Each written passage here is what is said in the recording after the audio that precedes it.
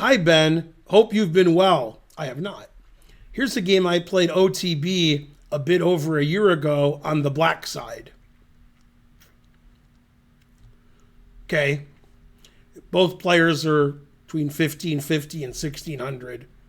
It's game 120 at the Mechanics Institute, which every game Clark submits is from the Mechanics Institute. Our hero is black. Marker.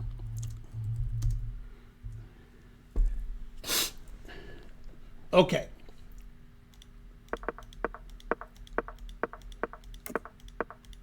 King's Indian.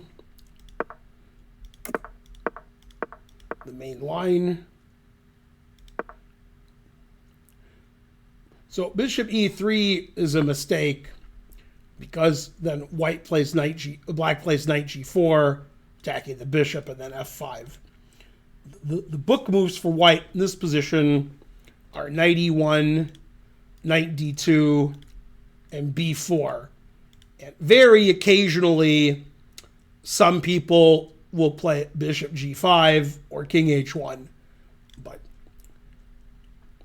then basically because of games played by myself and Luc van Wely in the late 80s and early 90s, even though knight e1 and knight d2 were the most common moves, eventually Kramnik started playing b4, which the bayonet, which was played by me and Van Wely.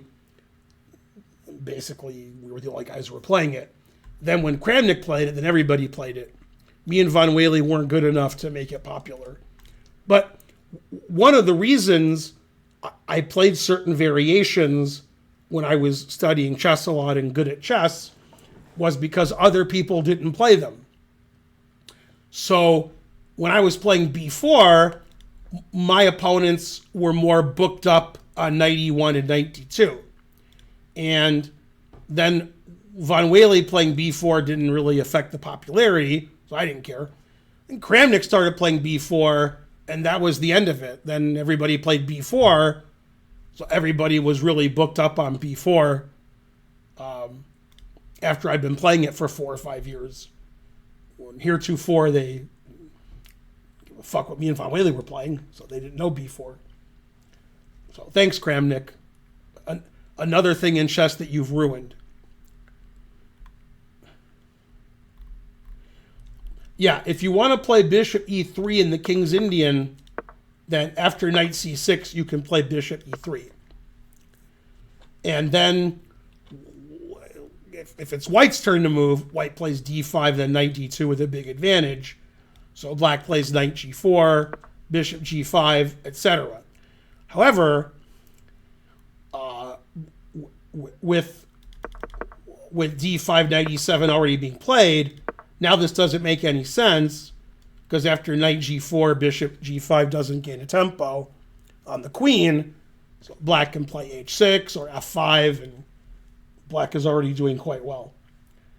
Okay, so knight g4 was played. White played bishop c1, which is actually the engine recommendation. And this is just a good King's Indian for black. Okay, and I don't like the move f4. I don't think black necessarily has to play f4 so quickly. It's okay. h6 is definitely too slow. Rook e1 is just nonsensical.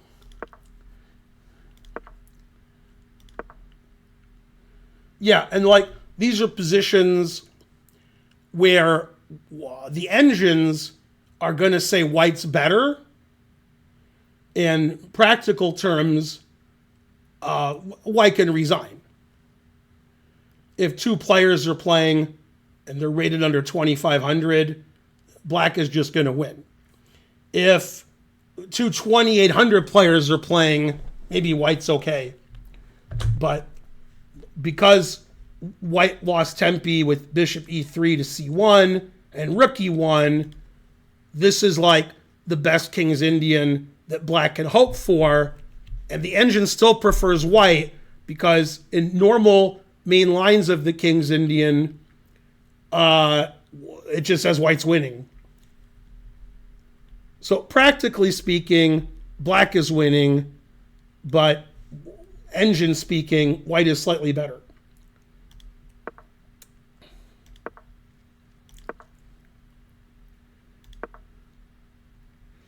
Rook f7 is a typical idea when black plays f4 early, to play bishop f8 to bolster d6, and then play rook g7 to start an attack on the king's side.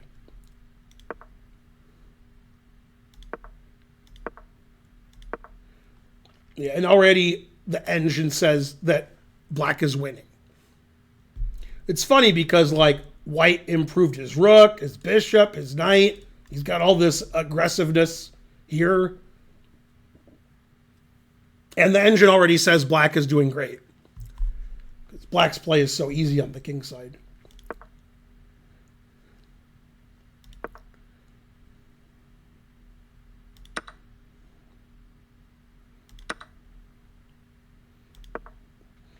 H3 is a mistake.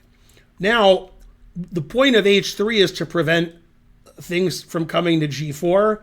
Actually, black can just play knight G4 here. Then if you take it, queen H4 leads to mate. And if you don't take it, knight F2 is very annoying.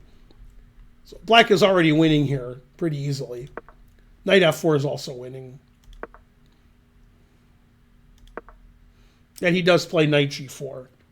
So obviously, if you take it, then queen H4 and queen H2 mate. And if you don't take it, knight F2 is going to be strategically winning.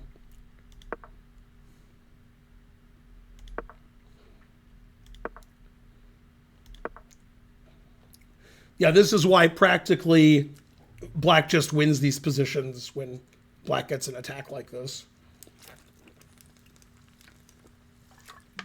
And even in an instance where two engines are playing and white's going to defend perfectly, black is still winning here.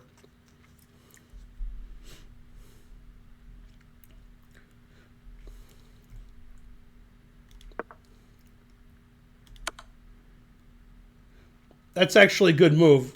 Knight h5 is the engine move, but I like this move. That move's a mistake. Black should play knight h5 here, and black's winning.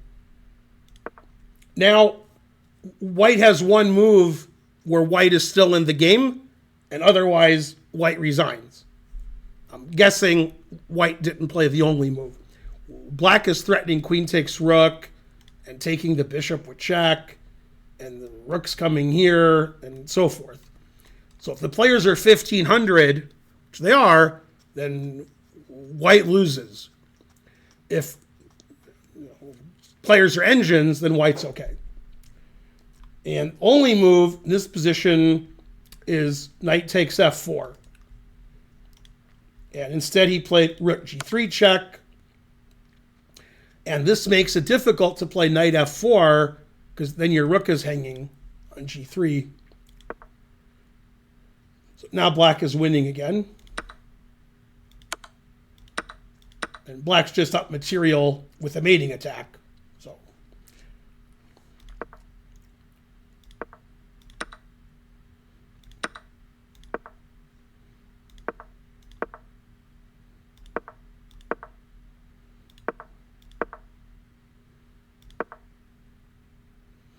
this is funny. Black can play bishop h3 here, Shirov style. And even though white can take three different ways, they all lose for different reasons. If king takes, then this is mate. If bishop takes, then this is mate. And if rook takes, then the queen is overworked defending these two, so we could take on c4 and win. Okay, but nobody's playing bishop h3 except Shirov. It's unnecessary.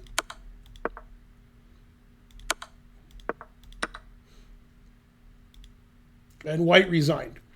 That was by far the best game of the day. And it's funny, a lot of times Clark submits games where he's black in some really sharp Sicilian. And sometimes he wins and sometimes he loses. But the games seem really interesting and complicated. And it always seems to me that Clark is way underrated. But yeah, he's always like 15, 1600. But like games like this, where he just runs over his opponent, it doesn't seem like he's 15, 1600 when his opponent has the same rating and he's up several pieces.